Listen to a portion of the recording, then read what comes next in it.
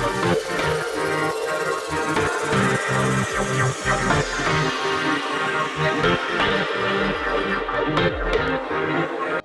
is up, guys, and welcome back to the Sweat It Out podcast. Today we have a special guest all the way from California. This man, he started off as a pro skateboarder, shifted over into entrepreneurship. He's the president of Commune Capital, helping people to create a path to financial freedom. When I tell you this guy's a great dude, he really is a great dude. Guys, please help us welcome the one and only Mikey Taylor. What's up, brother? What's up, brother? Thank you. How you been, man? Good to see you guys. We're doing well. Yeah, we're doing well. We're definitely making the best of it. We're in a very different position than we thought we were going to be at the end of 2020. But like anything, man,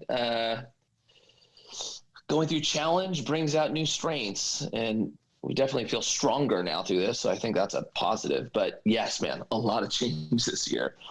100%, man. And I think we, as we speak to all our guests, like obviously the COVID topic always gets thrown in there somehow, especially during the times we're in. But it is one of those things, man. It's a strange time. It's a time where I think we can all come together within ourselves and try to be able to get the best out of ourselves. Obviously, some people are coping with it differently, but I think the ones that are taking advantage of it the right way and using it for whatever it is, whatever type of success means for them, and try to grow that success during these times. I think that's the people that are going to reap the benefits later on. Couldn't agree more. Totally. What were some, now you mentioned, and everyone I feel like is going through some sort of challenge right now. What were some of the challenges that, you faced individually and then as a business? Oh man. Individually, I would say, I've been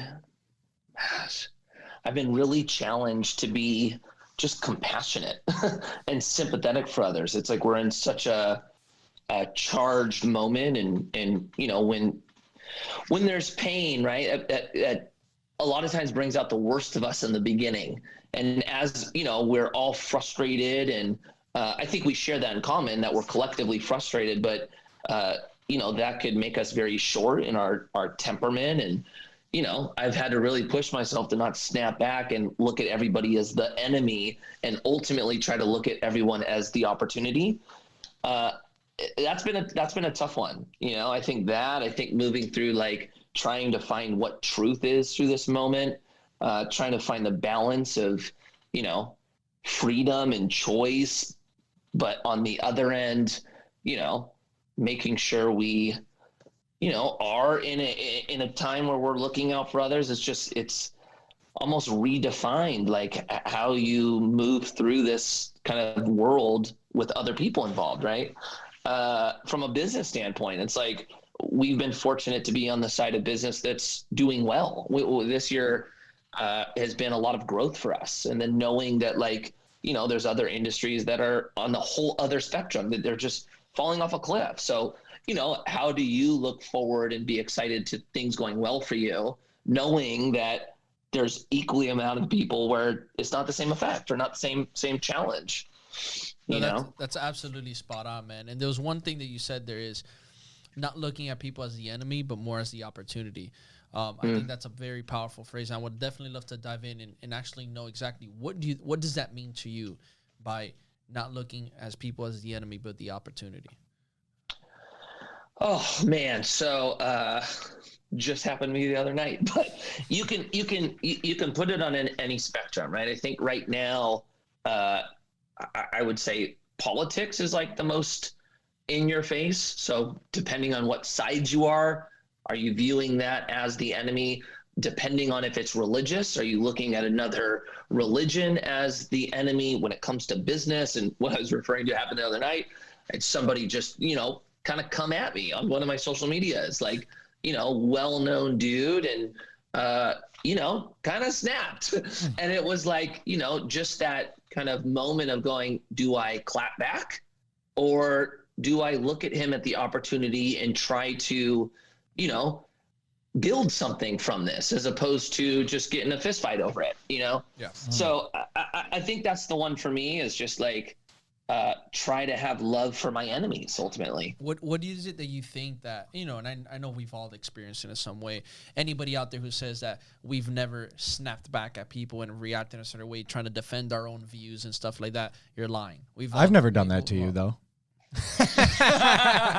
Never. You're the first one that, not just kidding. But knowing that we've all been there, we've done that. Obviously, we grow from certain things and we learn to, like you said, learn to seek the opportunity, and we learn to, okay, let's analyze this. Why do you think as humans, all of us collectively, why do you feel that we initially want to defend our viewpoint or snap at somebody for not believing or standing for what you think? What is your thought on that? Okay. I think there's a few things to it. I think the first being when somebody threatens our view, that doesn't feel good. It almost challenges everything we hold to be true, right? And if truth is challenged, you all automatically go, no, absolutely not. I think that mixed with kind of human behavior, right? A lot of us, by nature are insecure, right? A lot of us haven't gone through the, deep dive to really question what it is that we believe, right? And if you haven't done that yet, you don't necessarily feel comfortable when people are disagreeing. You are automatically into absolutely not fight back mode, almost because you haven't truly built up enough, call it faith, or haven't educated you enough on the reason why you believe something to be able to then articulate it in a way that doesn't feel threatening. Mm-hmm. Does that make sense? Yeah. Like, it's almost like oh man, what would be a good example of it? For example, for me, right? On talking about finance or investing, right?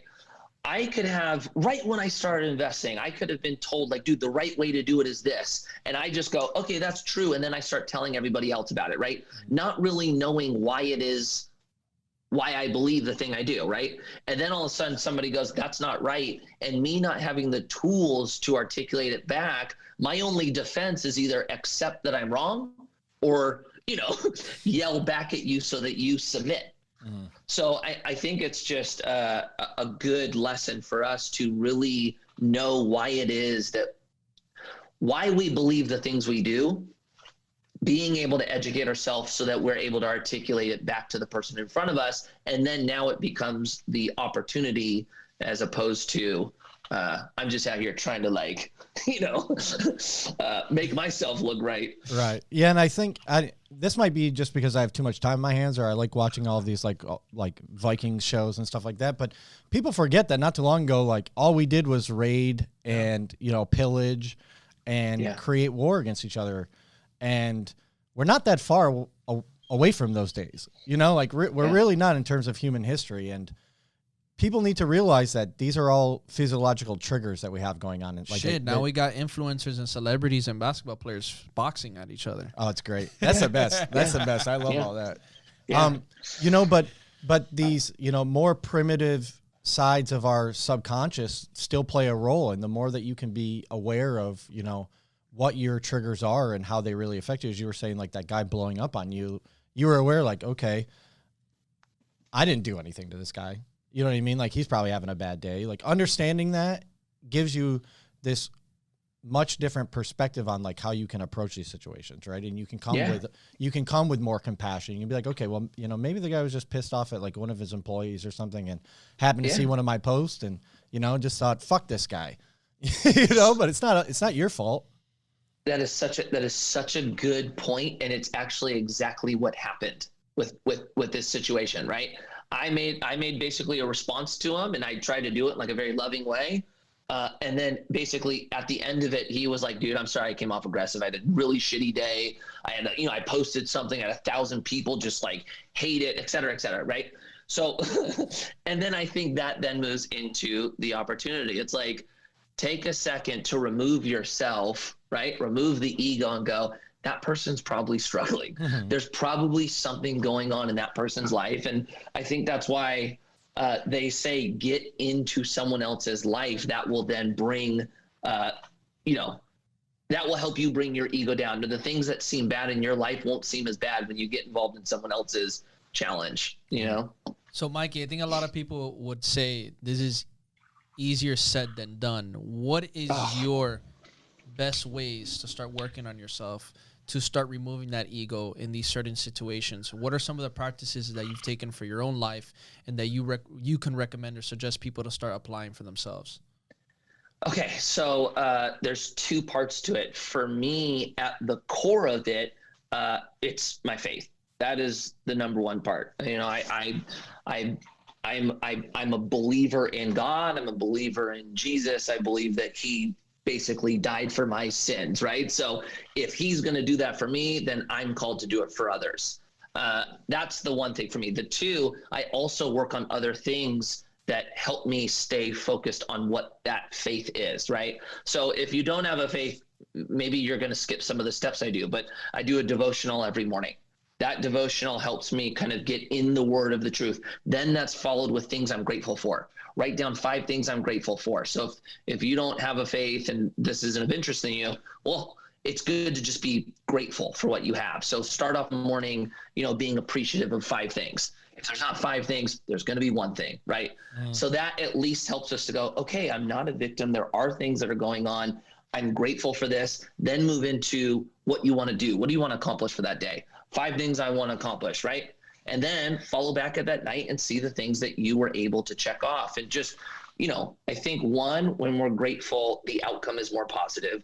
2, when we're recognizing what our, you know, goals or ambitions are of that day, then that basically gives us a roadmap of what our purpose for that day is.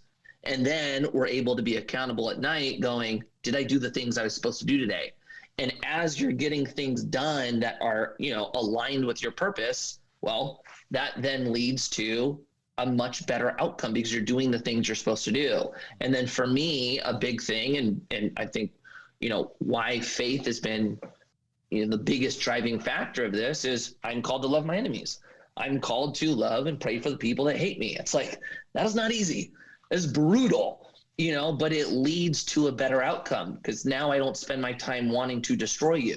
Now I spend my time trying to understand you, trying to have love for you.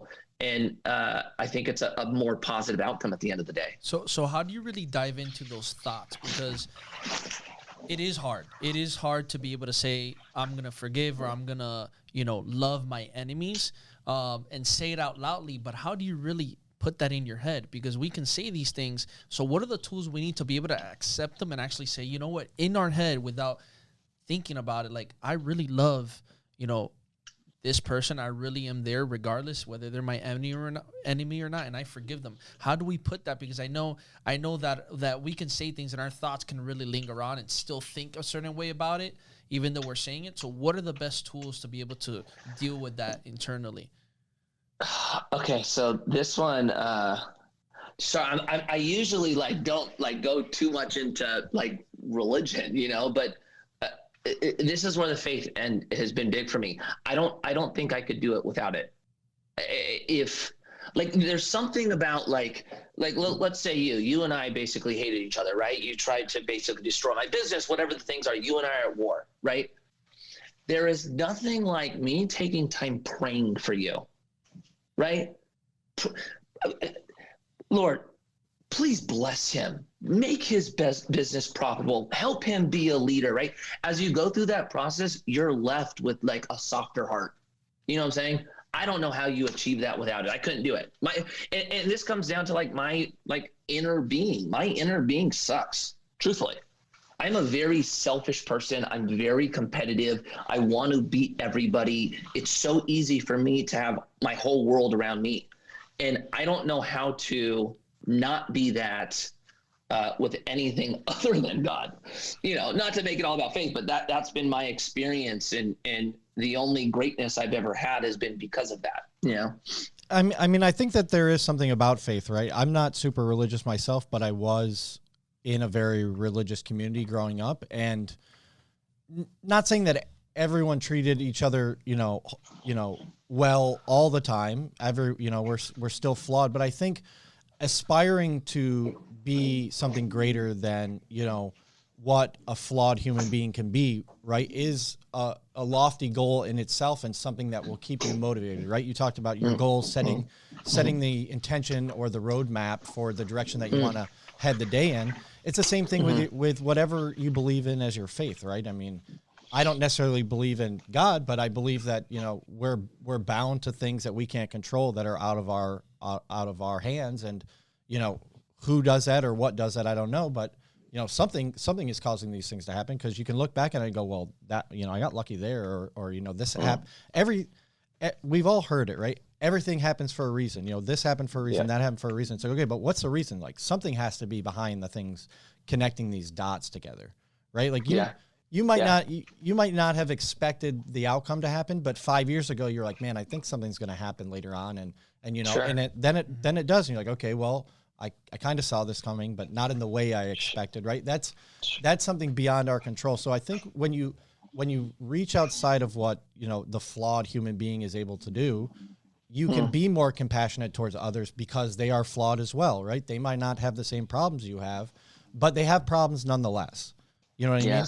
And the more you're able to realize, like, okay, we aren't perfect, I'm not perfect, which is hard, especially when, you know, those of us that live in these big cities, you were talking about politics, right? We all get in these like political bubbles or religious bubbles or non-religious, whatever it may be, cultural bubbles. And then you start thinking, right, very tribally, like, oh, this person's bad, or that person's bad, or they're just out to get me. It's like, no, they probably got their own shit going on that's, you know, they're more focused on than what the hell you're doing.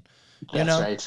And once you start realizing that, it's like, okay, well, that person across the street probably isn't an asshole. You know, he might probably, like you said, like, probably just had a bad day.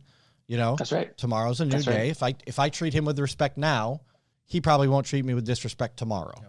That's right. There's so much wisdom in that whole entire statement, right? It's like, we're all not perfect.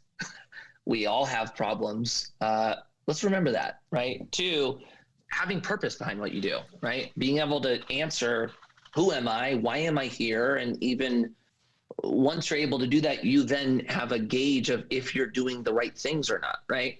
Without knowing what your purpose is, are you even supposed to know if you're doing good or not? So putting purpose behind yourself, the things you do, and remembering that, we're all flawed. I think that was a great statement. 100%. No, it's definitely spot on. And I think the other thing is, you know, going back to, you know, having that faith in something, having that faith and putting that faith out there. And I'm a believer where I believe that there is a God, however you want to view it, you know, whether you want to view it as the universe or as, you know, your religion God. I think that the way I look at it is there's this one God, and everybody views that God as a different way of looking at it. So you view your God as, you know, God the Almighty, and we have Jesus Christ, and if somebody has Buddha and somebody has, you know, a different God, I think they all align to that one, but everybody just views it in a different way. The same thing, we all have different races, different cultures, but we're all human.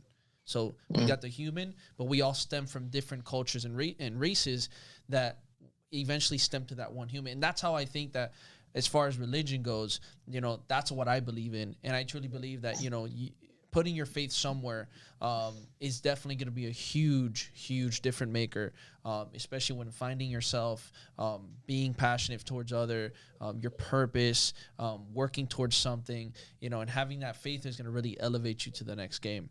Now, I want to ask you,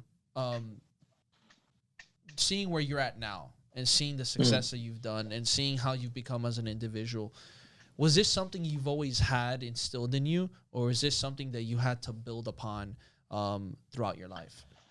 Like the drive to be successful? As far as you as a person, the drive, the compassion, the faith, you know, the wanting to, you know, help others. And like you said, you are here to love your enemies. Was that something you always knew you had, or was this something you had to build up? Yes, no. So I always had a drive to succeed. I've always wanted to do well. I've always been very competitive, and just that mixed with the challenge I have is I felt value and loved when I performed, when I did well, right? I became a pro skateboarder. People start paying attention to me. I have fans. That made me feel good. So then put me in the position, I need to do better. I need to feel loved. I need to do better. I need to feel loved. Right. So there was a personality component and an obsession component that I think drove me to be successful. 1, 2, no, there was a lot about me that wasn't great for a long time. Like when I was skating, the majority of my skate career was all about me. And it wasn't about how do I help others around me. It was, I need to get to the next place. That came later on in life. That came when I had kids. And even when we had kids, the first, my oldest daughter was 4 or 5 when I retired.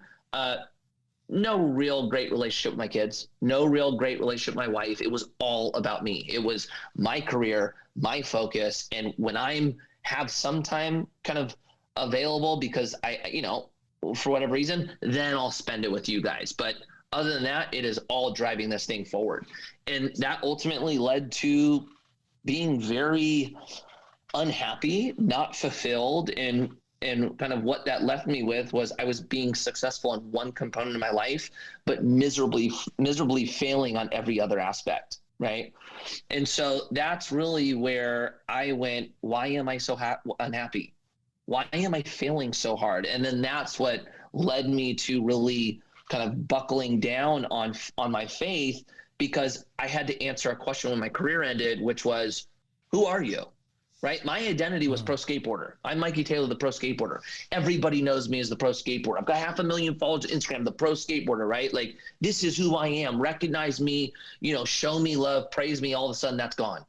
And now all of a sudden I feel like a nothing, right? Well, who the hell am I? And when I had to answer, who am I then had to answer, why am I here? Right? Identity, purpose. Then the third thing I wanted to answer was destiny. Where do I go after this? And when I tried to answer those 3 questions, that led me to faith, then kind of, really, applying and getting into it. And then that led to a lot of what I do now. And I got to tell you, man, the last 4 years of my life have been very different than the 32 years prior, the 34 years prior. I'd like to ask you a little bit about how that transition went from pro skateboarding into, what you do now with investing. Because I used to work in collegiate strength and conditioning, right? So we used to tell all the football players, like 99% of you, more than that, are not going to make it to the NFL. Yeah. You have to focus on your education. You have to start thinking about who you are as a person and what you want to believe in and stuff. So how did you go through, and it's very difficult, right? It's very difficult, something that you've been doing since you were a child.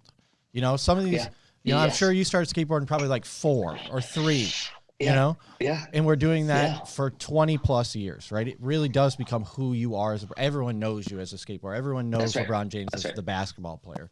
But when that's removed from you, it's like you see it a lot, especially in professional athletes, right? They gain all this weight. They don't exercise. They're not doing the things that they usually used to do or were prepared to do. And they completely fall apart, right? So how were you able to make that transition into, the second coming or the second part of your life and your career? So I get this question, and every time I get it, it just brings me right back to that moment, which sucked. It sucked. Basically, I went through, I'm no longer a skateboarder, and it felt like the lights went off, right? It felt like I didn't even know what game I was playing. And the fascinating part was, before my career ended, I already owned it. We had already sold St. Archer, which was one of the companies we started. So I already had success outside of skateboarding. I had already started building and recognizing talents inside myself that would allow me to succeed after skateboarding, right? It was just when skateboarding ended, I didn't even know how to apply those skills to anything, right? I think it goes back to the importance of identity and purpose, right? You have to know what you're doing and why you're doing it to even be able to put the skills into that thing. And so for me, it was like, I remember feeling like, God, how could I say it? I remember coming to this crossroads, and this lasted for about 6 or 7 months, where I had this moment and I went, this is going to be the moment that either kills me or defines me. This is it. I'm in this right now. I either accept this moment and basically complain for the rest of my life, or I climb out of this pit, find myself, and then this becomes the thing I always look back on and go, thank you for this moment. Because if I wouldn't have been put in that hole, I wouldn't have been able to step up, find myself, and then go and live my life fulfilling my purpose in a sense, right? Dude, how I went about it, man, every single morning, it was just trying to fight through the pain. It was like not accepting the pain, trying to find positivity, trying to find purpose, and just not giving up until one day I was like, okay, I have to do this. And that's what then led to the faith side for me. That's when I got to the point where I couldn't do it myself. I was on my knees. I fully just caved. And when I looked out, I can't do this. I don't know what I'm supposed to do. I need your help, please. And then that's when the beginning started for me. Yeah. And it's, it's unfortunate because it is easy to kind of be comfortable in that like uncomfortable soup of misery, right? Where you need change. You might even know what you need to do to change, but you're just not going to, you're not going to put forth the intention or the effort because, you either don't have the faith or you feel like you don't have the resources or the support that you need, whatever it may be, right? Or you're looking for the reinforcement. Right. And it really is when you finally just say, fuck it. I'm going to dig myself out of this no matter what it takes. Yeah.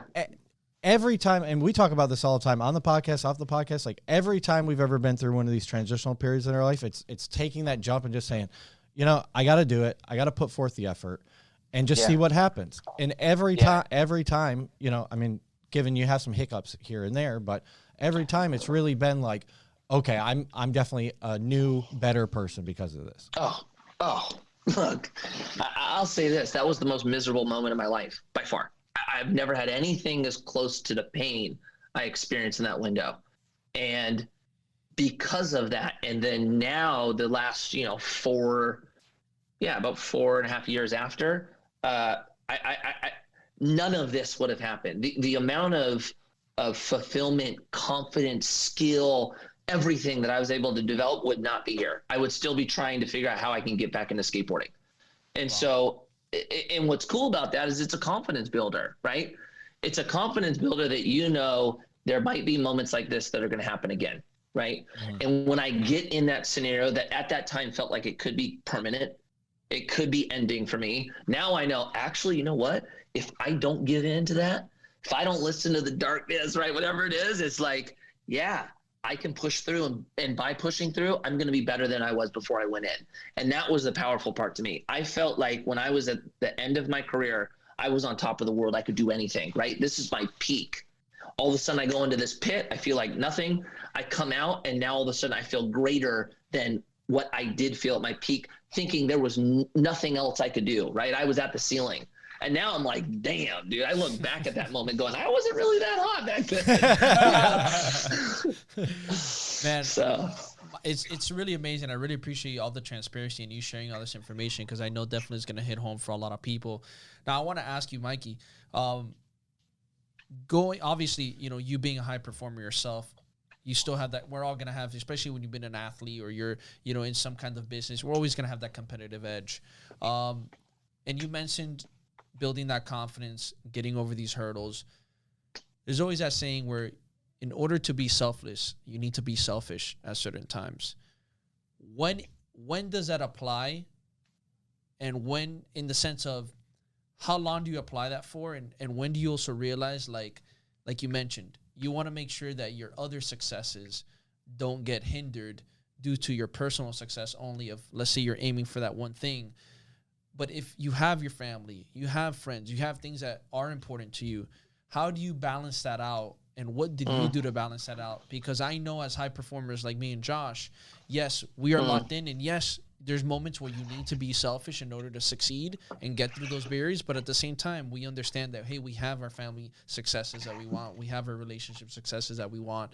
And not all the time is it easy to balance that. So what do you do? What are your suggestions, and how can people go about that? Yeah, that's a phenomenal question. I think, and I'm going to add this onto it before I answer the question. I think there's a lot of people who are struggling with something inside, right? And feel like they can't separate themselves from their family or their friends because they're going to be turning their back on relationships, and that stops them from actually putting in the work to build themselves up, right? And kind of the analogy, what I think is very important is, if you're in a plane and the oxygen comes down, what do they tell you? Put the oxygen on yourself first, then help the person next to you. You have to be strong enough to help the person next to you, or there's no point in helping, right? So if you are struggling with it, just remember it is okay for you to separate yourself from others, work on the things that you need to build yourself up to the point of then coming back and helping, right? But the question you asked on how do you find balance between the other aspects that make the total life successful when you are an obsessive personality or a high performer that is focused on success, right?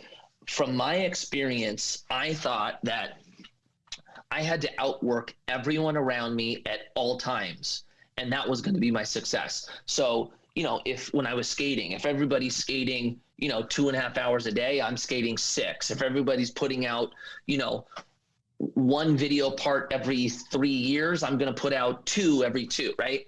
It was just performance based. So I felt like if I ever took my foot off the gas, then people were going to start catching me and then passing me, right? And then with that mentality, you can imagine how terrifying it is to go, you know what? I'm not going to work today. I'm going to spend the day with the kids. You know what? I'm going to do a vacation for 5 days, right? That sounds like death to your business, right? 100%. And so I never did it. I just never did it. And then, I end up, the business that we built, we sold. The career that I worked on for 30 years was gone, right? I have my wife, my kids, my marriage is broken, no relationship with my kids. And I had this moment of going, what is the point? What was the point of all working on the business if I have no relationship, I have no fulfillment, I have nothing, right? So that was the first time where I went, I need to build my marriage back. I need to build a relationship with the kids. I also need to build business, right? So how do I find the perfect dynamic of doing it all? And what I found for me that was really helpful is looking for ways to include my family in what I'm doing, right? Something as simple as talking to my wife about the decisions I'm making, which I never did. It was like, look, I'm building this business. We're making moves on this business. I'm investing this way. And she was along for the ride. Now it's like, babe, this is what I'm working on. Can I get your feedback on this? This is what we're doing. What do you think? And just that little tweak changed so much. And then, what was interesting is once I had to then start this new business with my family in mind, you start thinking of new ways to build, right? And prior to that moment, I would have never built a business that could operate without me, that I just build and I'm good, right? Because I felt like I had to put in I had to do everything. Once I started building with the family in mind, I went, who can I bring in to help me build so that if I need to take a couple days off, I can, and the business doesn't sacrifice, right? What's interesting is that is the mentality that every single person needs to build a business, regardless if they have a wife or husband or kids. You have to build something that you can walk away from. If you don't build something you can walk away from, you are not building it right. So it actually worked for a blessing for me where once I had others in mind, I actually built business the way it was supposed to be built. Yeah, no, it's funny that you bring that up because I feel like we have been going through that over the past maybe like 5 years since we've met each other, right? It's like, okay, we're going to shoot these videos and then we're going to edit these videos and then we're going to post them and we're going to come up with the ideas and we're going to write the scripts and, yes, then we're going to go and meet these people. It's like, now we're like, okay, we need to find people. Because when you know what I mean? When you have your baby at first, you're scared. I mean, I don't even have any kids. I just see him with his kid, and I'm like, all right, man, you got to go, which means I got to go, which means we need someone to take care of this. Yes. And yes, I do. You're speaking my language right now. I know all about it. It's so important, though, because at the end of the day, if you're the one building the business, like you really do, to kind of bring back like another concept that we talked about earlier, like you do have to take a step back so that you can really see all the moving parts from a greater perspective, and then say, okay, I really think we need to pivot here, or we can keep going with this, or we need to make adjustments here. And if you're so entrenched in like the nitty gritty day-to-day stuff, you're going to miss a lot of that.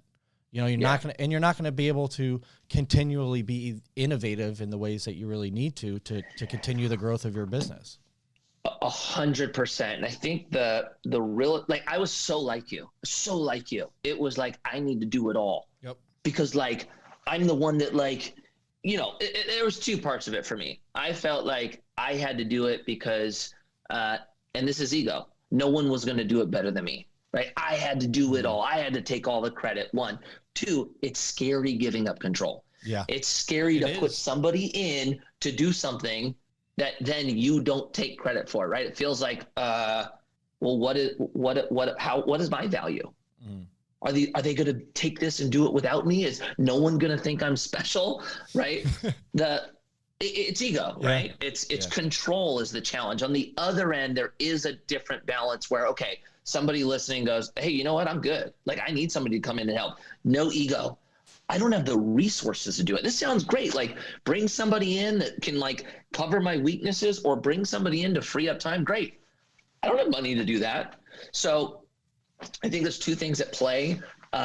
For me, once I got past the ego, then my business started really building, because it was like, business is all about team, right? If you want to build anything special, you have to have a team to do it.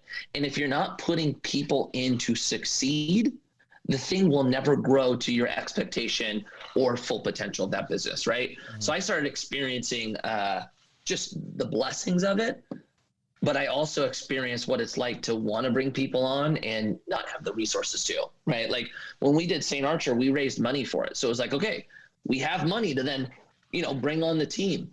With Commune, we weren't raising money for our business. We were raising money for the assets we were buying.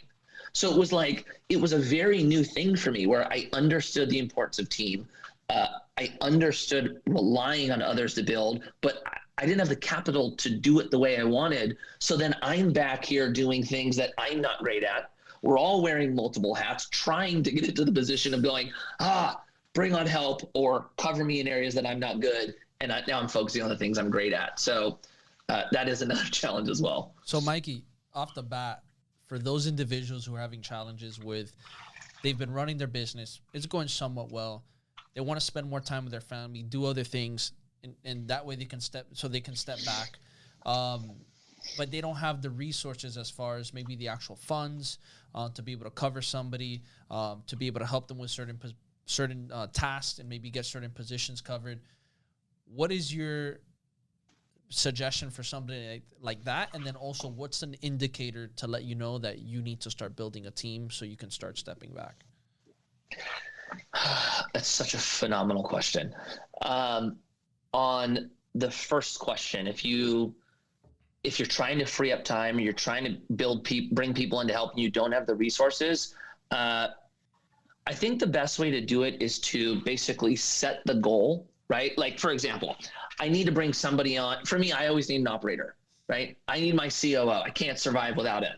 So if I was building a business in the beginning and I didn't have him, I'd have to figure out what it would take to get him, right? And it's going to be a combination of either paying him salary, giving him equity, or some type of split, right? A lot of times in the beginning, you don't have the capital or you don't have the resources to actually pay somebody what they deserve.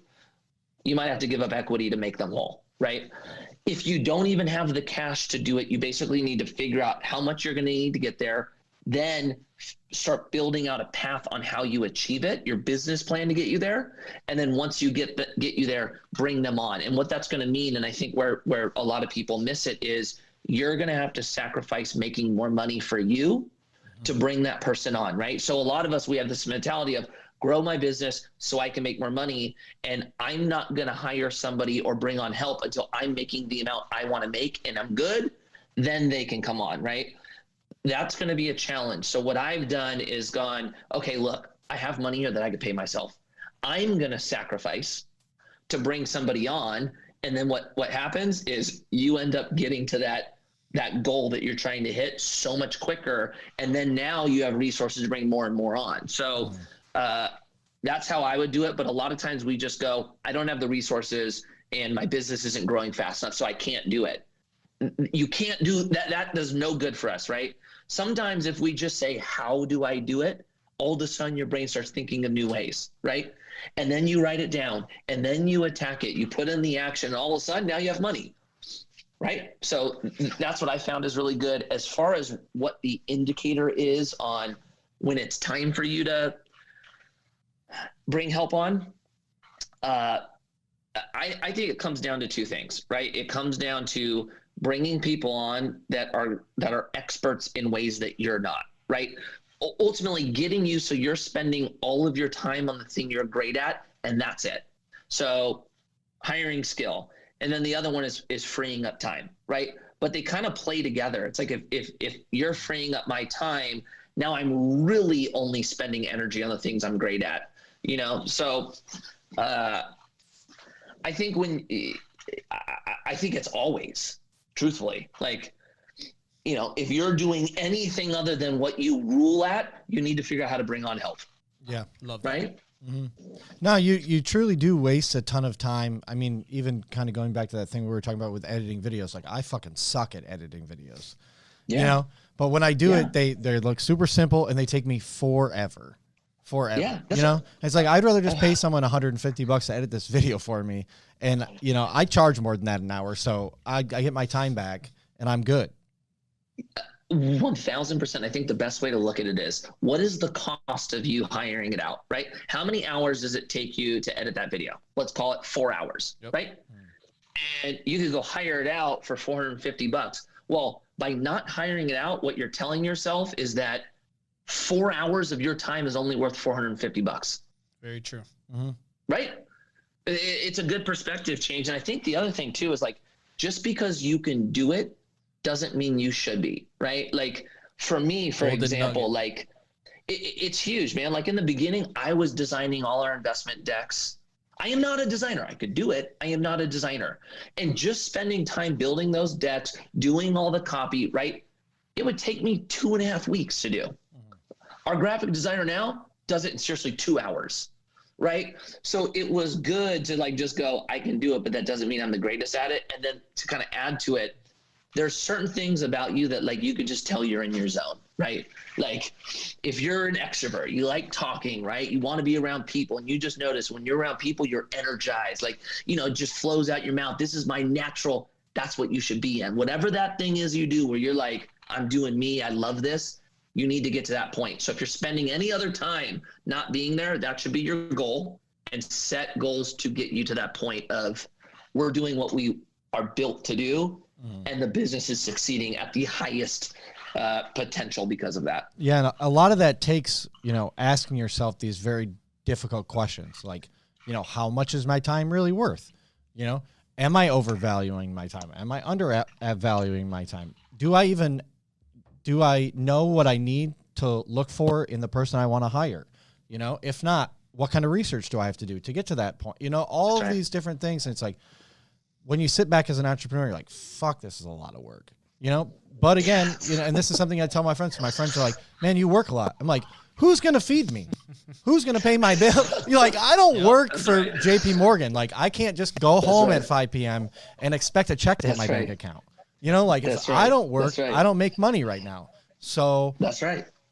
I'm going to work because I need to make money, you know, and people are like, whoa, wow, right. I didn't really think about it like this. Like, you wouldn't, because you're not an entrepreneur, and that's fine.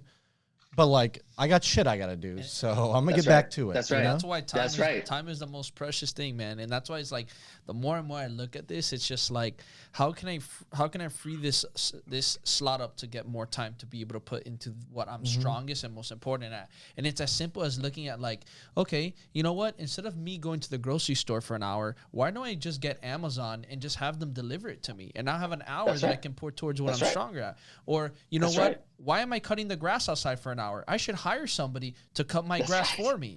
You know, and I think it's just like, it's funny because I come from I'm Cuban. My family's Cuban. Come from that background of, hard work always. And you ask this guy, I'm always working hard. But savage. It gets to the point where it's like, yeah, you got to start working smart.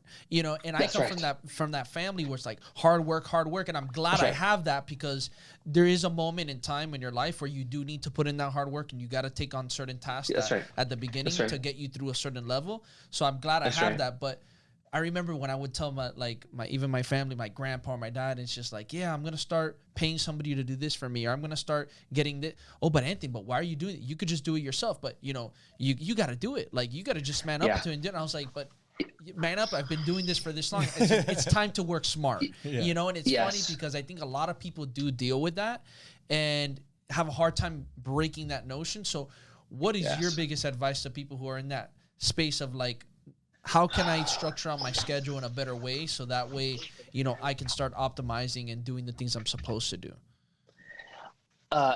It's such a great question. So I grew up very similar. I grew up with this work ethic instilled in me that I need to do more than everyone, right? And that's a gift, right? That is a blessing. Oh, yeah. But that doesn't mean that you're going to be more successful than the person next to you, because you always hear, like, I can't remember who said it. Maybe it was Bezos or somebody. They're like, or maybe it was Elon. Would you rather hire somebody who's a workhorse or somebody who's lazy? And he's like, well, the lazy guy is going to figure out how to get the thing done in the most efficient way, because he's not going to want to do much. Right? It's There's true. actually some truth in that. And I think the good way to look at it is, because you're doing things all day long does not mean it's producing results, right? So you have to switch your mind to go, it's not about how hard I work. It's about achieving the results that I'm thriving or striving to hit, right? Now, when you combine the two together, that's where it gets powerful. When you're a workhorse and you have to see results, now all of a sudden you only put all of your energy towards the things that are actually fruitful. So you have to monitor the outcome of what you're doing, right? For example, like, how easy would it be? Like, okay, dude, I'm going to come home, or no, let's say you start off your day, right? I'm going to start off my day. I'm going to go, pick up, this order for the house. I'm going to go work on my business. I'm going to come home. I'm going to go do the yard. I'm going to go hire it's just like, okay, so what did you really get done? Well, my lawn's cut, and, I worked all day, but, that was just like emails, and there wasn't, okay, well, what happens if you put people in place, you put all that energy towards, let's say lead generation or whatever the thing that your business really needs at the moment, the result's going to be better. Right. Yeah. And I one thing that I've really started doing over the past couple of years is just writing down the 3 main things that I need to get done that day. I'll still write down the little tasks, but those never get done until I get those 3 big things done. It doesn't matter if it takes me 2 hours, 5 hours, 1 hour. I'm not answering, emails to my cousins before I, get on Instagram and try to get some clients. I call it my big 3. That's right. That's what I do, my big 3. That's right. But you're setting that pathway for yourself to be able to follow, and at the end of the day, hold yourself accountable to, like, okay, if I write these things down, then, and look at them at the end of the day, I'm going to be able to say, like, okay, did I come in and record the podcast with Mikey? Okay, perfect, done. Okay, there's 1. Did I help Anthony with this? Perfect, 2. Okay, 3, I didn't get done. Fuck. Okay, why? Then you can go back and assess, like, what went wrong throughout my day. Yes, that's right. That didn't allow me to get done. And again, right, it's these difficult conversations that a lot of people don't want to have with themselves because they suck to have to hear yourself say, like, you were dog shit today. You need to be better in order to succeed. Yeah. And no one likes to hear that. No. And that's why I'm so glad we're talking about this. And it's funny because what I come to see more and more every time with even my own clients and with everything we do, and especially in the entrepreneurial space, is everybody has pieces, and everybody in a way knows they have certain tools to help them attain a certain goal. But you know what the problem is that most people don't have is they're missing the accountability, the mindset, and the scheduling.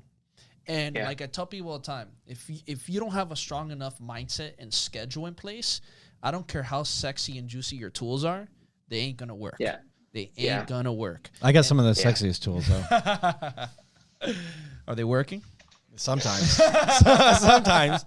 But I think it goes back to that. It's just if you can really hone in on that mindset and you can really get your schedule where it's like I tell everybody all the time, and I've mentioned it before.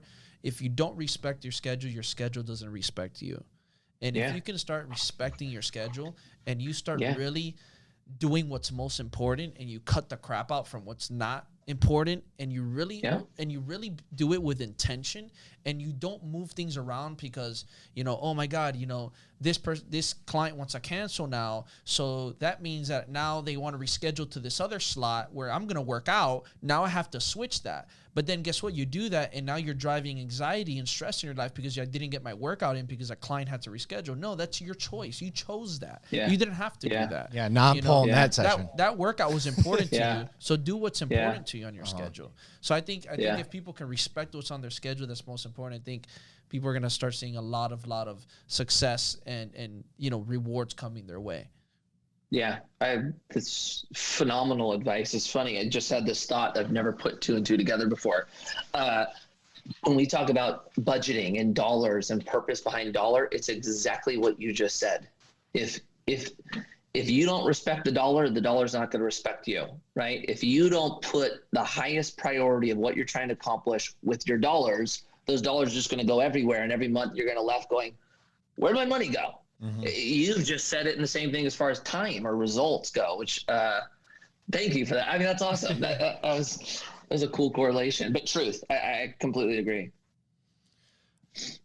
What are you looking forward to, heading into 2021? I mean, obviously other than us getting this vaccine and being able to get back to normal, right? What's something that you're personally looking forward to in 2021? And then on the business side, the same thing. Oh man. The business one was an easy answer. The personal one, what am I looking forward to in 2021?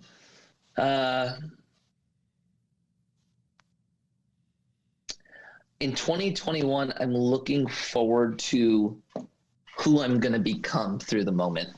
I love that. The reason I say that is personally, I don't think 2021 is going to get back to normal. No, I don't either. I think we're going to be in this for a while. And so the reason I say that is this year has sucked in so many ways. And I am very grateful for who I am because of it. And so I think that's going to be the cool thing going through 2021 is to see just the progress I make as a person and what comes out of the challenge, right?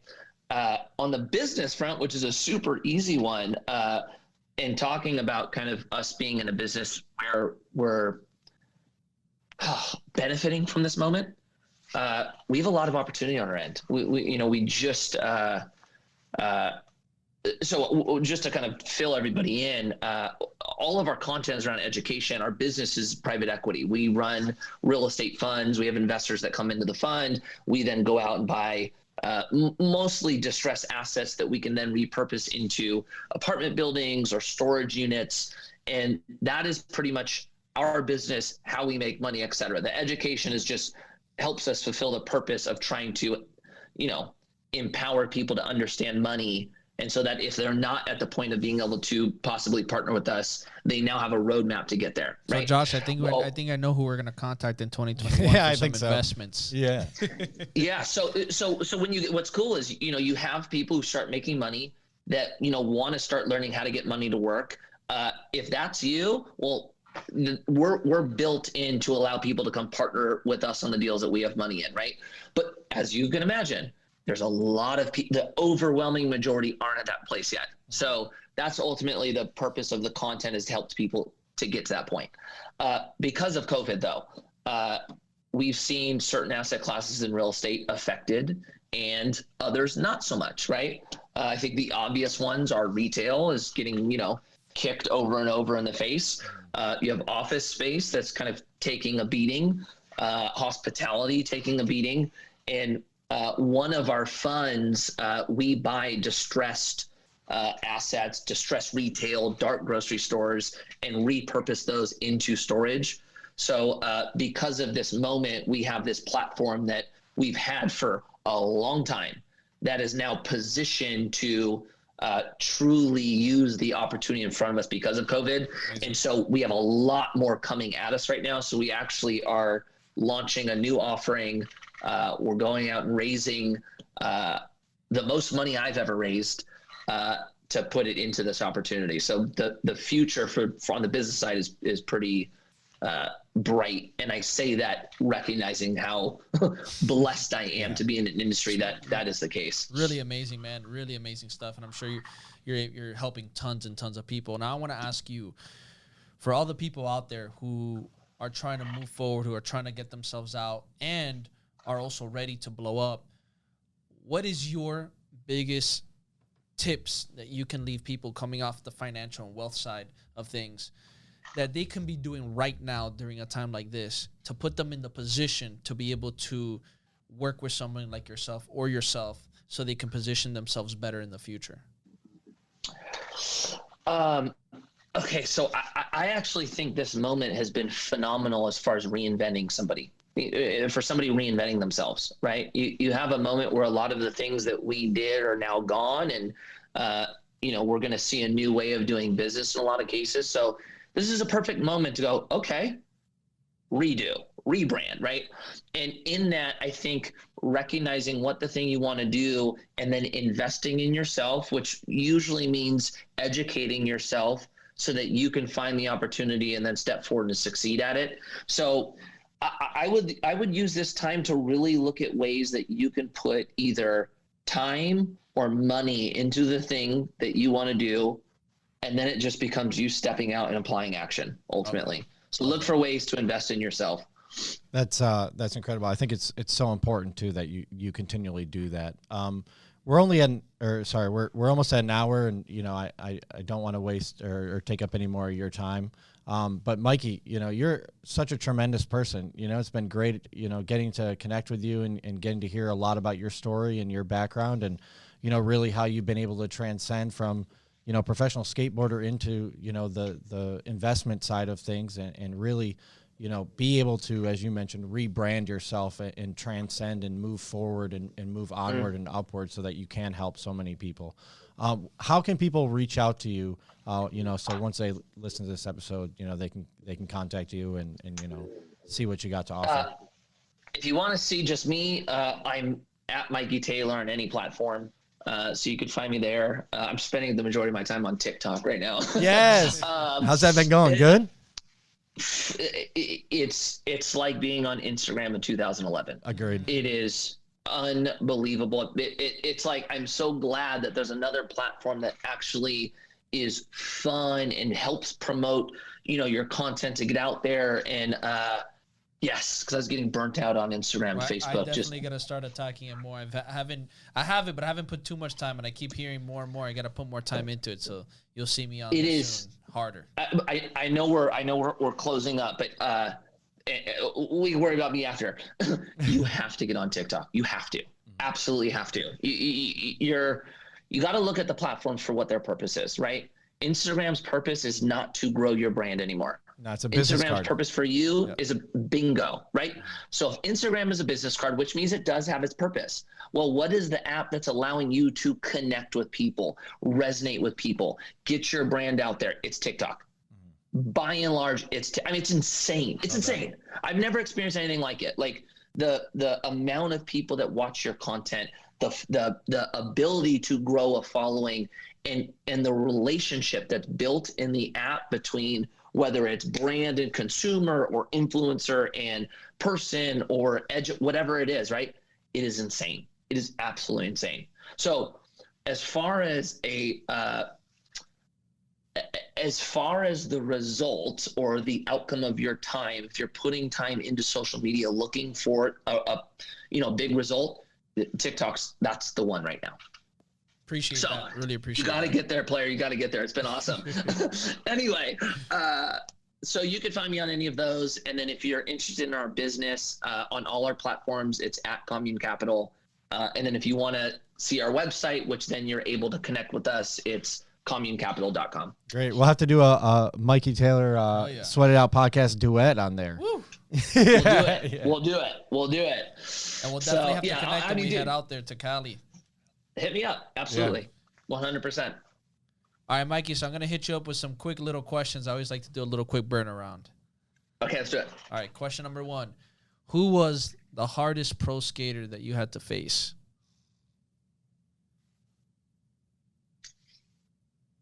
Paul Rodriguez.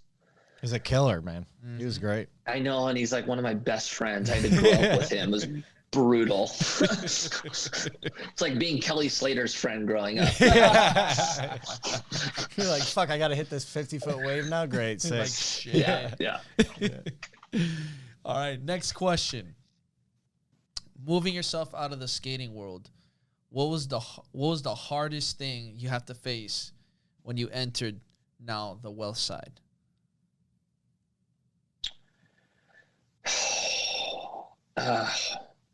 This is going to be a little bit of it's not going to be super long, but it's not going to be a quick hit.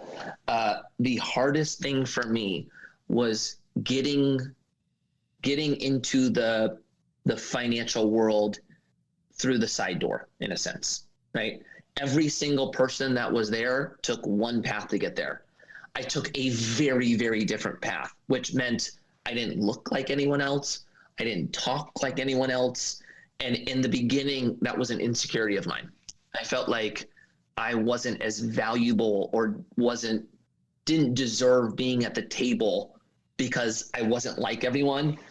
Once I started recognizing that was actually a strategic advantage, it changed everything. So letting go of the insecurity that I'm different and then moving that into me being different actually makes it better for me than everybody else. Truly amazing. And next question. What was the craziest experience and wildest experience you've ever had in your career? Doesn't matter. Pro skater, entrepreneurship, whichever one.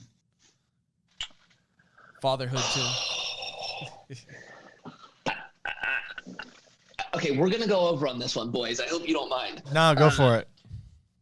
I have 3 for each industry, and they're all so good. When I was skating, when I was younger, we were skating in San Bernardino at this high school at 2 a.m. We used to go when everything was closed and light everything up.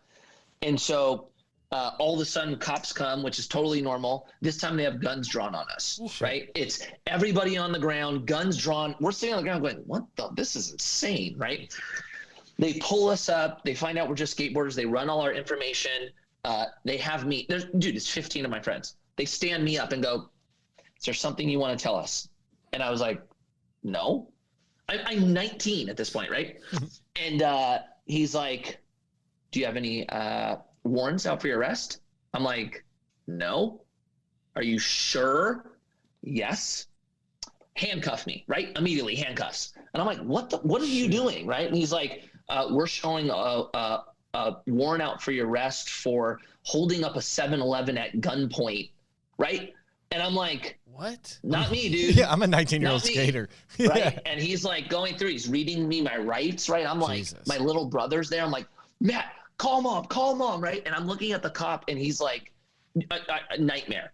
And I'm like, I get to the point where I'm like, dude, you have the wrong guy. If you knew anything about me, dude, I live in the suburbs. Like my neighborhood is like in the movies. Like there's white picket fences, dude. This isn't me, right? As he's walking me out of the school, I plead with him, can you please run it one more time? I promise to God, this is not me, right? He runs it one more time, and I'm listening on the intercom, them giving him all the information. You know, Michael Taylor, born 8/29/82, right? I'm like, oh my God, how is this happening? It's crazy. And then the last one was, what's his race? He's like Caucasian.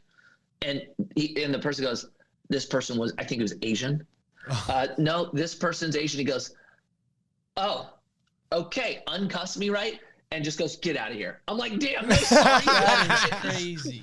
Yeah. So that was one on the business front. The first time I was in a meeting with like an actual billionaire, I was like, what the hell am I doing in this meeting? How did I get here? Right? How did a skater get here? This is the most psycho thing. So that was a pretty crazy one. On the parenting side, we had all our babies at home. We did a home birth. Wow. And the newest baby we had was during COVID, right? April. Congrats. And thank you. Remember, I was telling you guys, like, as far as my relationship with the kids go in the first 2 years, or the first 2 kids, not like super dad, right? By the third one, this is when the change already happened. So, midwife comes and, my wife's in the bath, she's getting ready to deliver. The midwife goes, "Do you want to deliver the baby?" I'm like, "What? Do you want to deliver it?" I'm like, "Okay." So, dude, Incredible. I deliver this baby, right? Like, what an head experience. comes out. She's like, "Check for the umbilical cord." I'm checking for the umbilical cord. Baby pops out. I'm like, "Wow!" It was crazy. Wow, what an experience. Totally crazy. That's amazing. So man.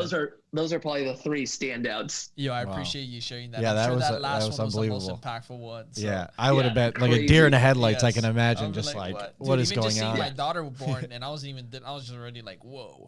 So definitely doing that is crazy. Dude, we were surprised. We didn't know what the baby was going to be. We were surprised, right? You guys. So you waited. we waited. Baby comes out, and my wife's going, "What is it? What is it?" Like 30 seconds have gone by. I'm just like, right? And then all of a sudden, I'm like, "It's a boy!" Awesome. Love that, man. Love that. It was cool. Last and final question, brother. What's the biggest piece of advice you can leave off to all our listeners today in one sentence?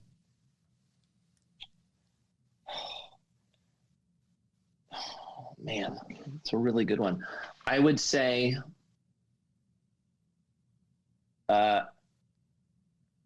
don't ever. There's never a dumb question. Don't ever stop asking questions. Love that. Yeah, that's perfect. Love that. Love that. Love that. You That's guys heard it from Mikey himself. Thank you one more time, Mikey. We really appreciate you coming on the podcast. Oh, thank you guys for having me. That was a blast. Until next time, everybody.